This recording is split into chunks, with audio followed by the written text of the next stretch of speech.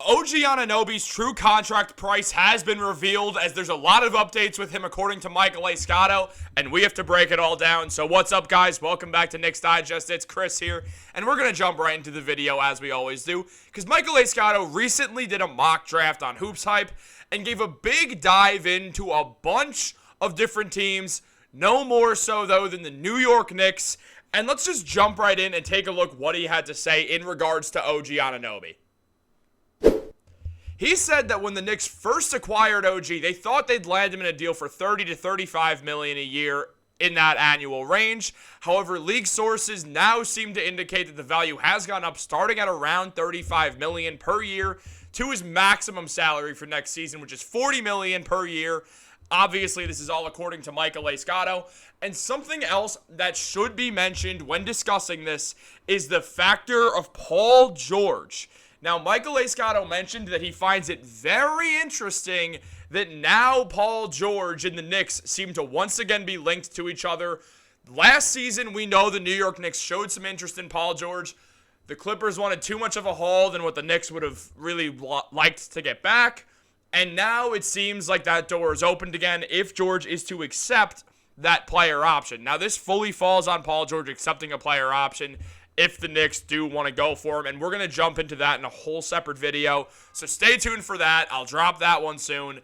But when it comes down to OG Anunoby, it now appears like the Knicks are going to have to pay the man a lot of money. Brian Windhorst mentioned that the New York Knicks lowballed OG during early free agency discussions on a potential new deal, and now when you look here, if the Knicks do re-sign Isaiah Hartenstein and OG Anunoby costs more than $35 million per year, which is likely, some around the league believe that Mitchell Robinson could be traded to help New York maintain a future payroll flexibility so they have a situation where they could still make some trades.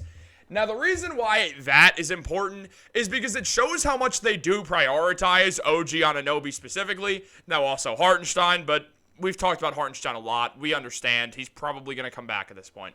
With OG, I think the general consensus is that he's going to re-sign with the Knicks. It seems very off-brand for this Knicks regime that keeps everything all in the family to lose OG, a guy who wanted to come to the Knicks for a while, a CAA guy whose agent is Sam Rose, the son of New York Knicks president Leon Rose.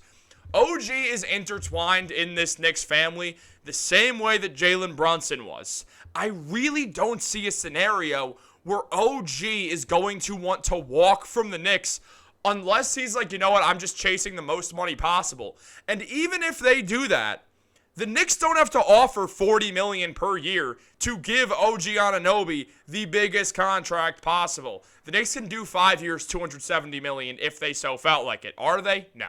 But they could. Someone else just signed that contract, though. A former teammate of OG, nonetheless. You guys might know who I'm talking about here. As you can see from Woj, the Raptors gave Scotty Barnes that max deal to stick around and be the best player for their future, hoping that works out with their young core of Emmanuel Quickley, who they still need to re-sign, and RJ Barrett. So, obviously a good young core there. Raptors wanted to pay their guy. They paid him. Now, OG isn't the Knicks guy, per se. Their guy is Jalen Brunson, as everyone knows. Brunson is a true NBA superstar. And when you look at things from that angle, you're kind of seeing, hey, look, obviously OG isn't worth to us what Scotty Barnes is worth to the Toronto Raptors. One, Scotty's an all-star and OG's not. Two, Scotty's just better than OG Anunoby. I'm sorry. Three, Scotty's got more potential than OG. That doesn't mean the Knicks aren't willing to pay OG Anunoby. But that is the contract they could be giving him. They don't need to give him that much for him to be the most paid player on the Knicks. There's only so much money other teams can offer. They can only offer, I think, 4 years, $168 million. Meaning, shout out Fred Katz for giving those numbers, by the way. Meaning that the Knicks, they don't have to offer $40 million. And I don't think they're going to.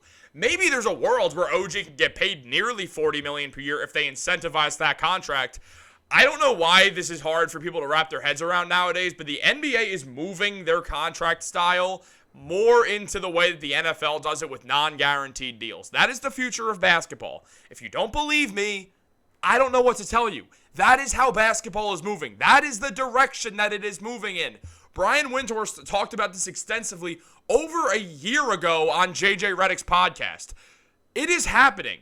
There is a world where the Knicks offer OG a contract that is not fully guaranteed, that doesn't have a final year or two guaranteed on it.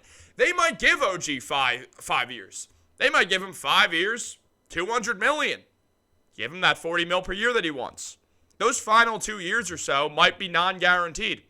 It might be on a depreciating contract where he gets paid the most money from that deal per year next season.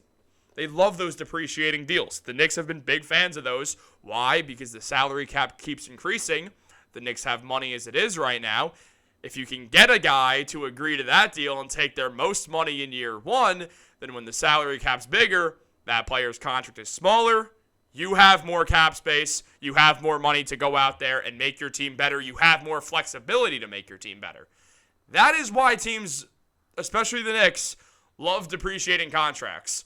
Now, I think it's a personal preference for players. I think for the most part, they'd rather the money increase. They'd rather get a backloaded deal, so it's increasing.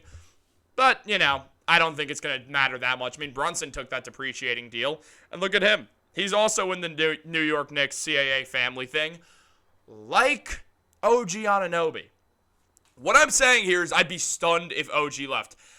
And I think Scotty Barnes getting that much money is an indicator that is what stars are being paid. OG's not a star, but they'll be willing to pay him a lot because they understand the importance to this team.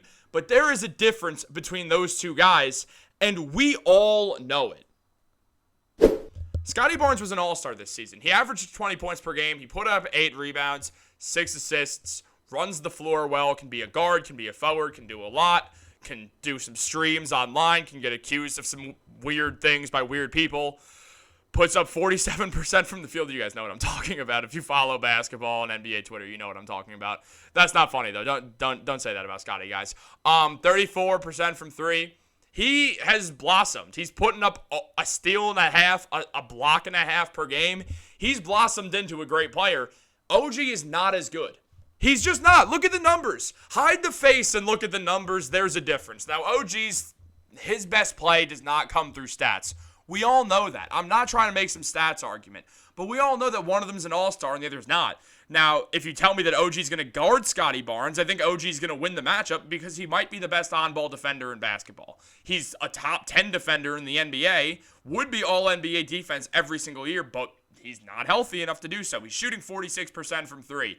96% of his threes are assisted. He's not playing on the ball. He's an off-the-ball third-best player on the team, which works in a Jalen Brunson, Julius Randle offense that also features Dante DiVincenzo. He still puts up 15 points per game, despite the fact that he's not really getting that many touches. Gets 4 rebounds. He's a good rebounder, but the Knicks have great rebounding. Puts up a steal and a half per game. Gets nearly a block. Shoots 38% from 3, nearly 50% from the field. Came into the Knicks shooting 50% from the field. Obviously, he then started dealing with that elbow thing. So I think there's a good chance he's shooting over 40% from 3 next season while also being one of the best defenders in the NBA. With the way the NBA is moving, you can pay that guy. I think that's fine. If the Knicks have to pay him $40 million per year to keep him, I say do it and figure it out later. Leon Rose is great at his job. They have Brock Aller, the salary cap wizard. They will figure this out. The Knicks have the deepest analytics team in the NBA. That's part of Leon's thing, is he believes heavily in analytics.